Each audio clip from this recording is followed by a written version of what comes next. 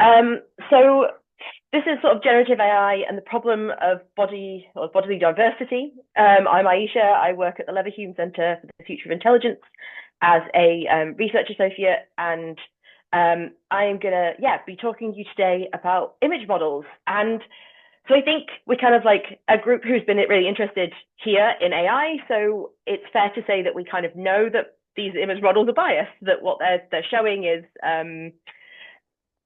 that can be very kind of amalgamating of all the data that goes in that they have gained without consent necessarily, that they produce the most likely outcome based on words linked to images and as on a statistical model. And they have been likened to a mirror or a disclosing agent for assumptions about the human. And because of these biases, we have some weird outputs coming out. So, for example, the idea of a philosopher not being a white man was just too much for this particular system. And they are very biased and make expectations in what comes out. However, sort of these larger models are trying to fix this. So they kind of include hidden diversity prompts to so I would ask for a philosopher, and the background would kind of go a philosopher from with darker skin, and that would bring out sort of more diverse, or maybe a philosopher female would bring out more diverse, but they're not necessarily working very well. So a great research or kind of study by the rest of the world has shown how these models do reduce the world to stereotypes. For example, a Mexican person is usually a man in a sombrero, which seems quite reductive.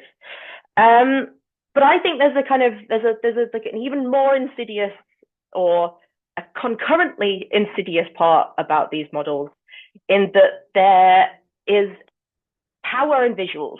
There is like a power in what we see, what we expect to see, and not being challenged when we don't see anything different.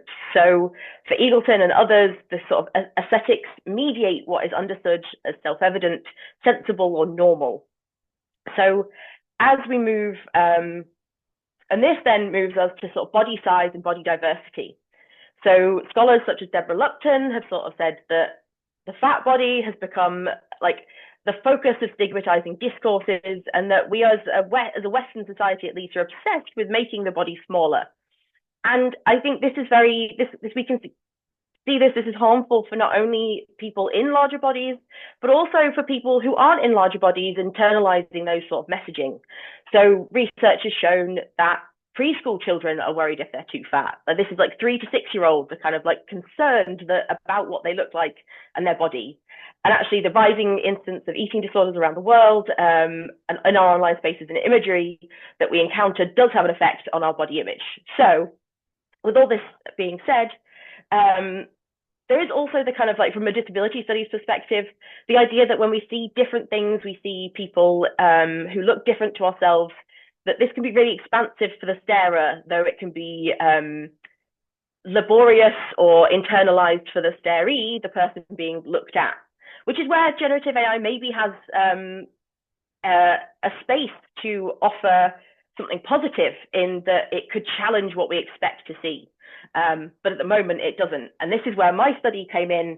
I wanted to kind of ask how expansive or different do the bodies that come out when you ask for a person from 9 different models across 20 different prompts, and asking for things like a person going for a walk, or a person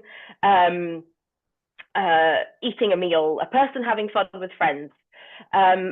And 11 of these prompts included a fat person, an obese person, included a body size descriptor, and 9 of them didn't. And we can see across all of the different image models, for all of these are all from prompts that did not include a body size descriptor. So they are all the body size that is naturally coming out of these models. And to me, I think there's a problem here. We don't see anyone with a physical disability. We don't see anything, no physical disabilities came out, and no one bigger than probably a sample size clothing came out of these models over the 600 plus images that I asked that came out. Whereas, so then we think about what did come out when you did ask for a bigger body size. It was largely white men or people presenting as white men. And I do want to acknowledge that sort of how I'm describing these people imbues humanity into the subject. And I don't want to cause any offense. These are kind of how they've presented to me as the researcher. But I think from the way and the difference that I would say you can see between the kind of smiling, the different colors, the different poses, for example, that people get put into, versus a kind of I would say lots of these aren't particularly nice to look at for various different reasons. And I think this is limited. And what I got out actually is also included lots of topless women and naked people jailbreaking these models. So all in all, the fat body is a real space of problem for lots of these image models. But actually, I wanted to reflect a little bit about what it would mean to be included. And that's where I think the resistance comes in, because as someone in a larger body, I don't really want photos of myself to be put into these models to make the outputs better.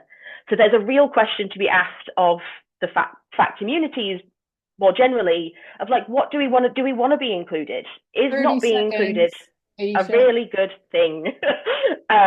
Thank you very much. So I'll leave some of the slides, the image slides up. Thank you for listening. And yeah, I really look forward to questions and having a little chat with everyone in a little bit. Thank you.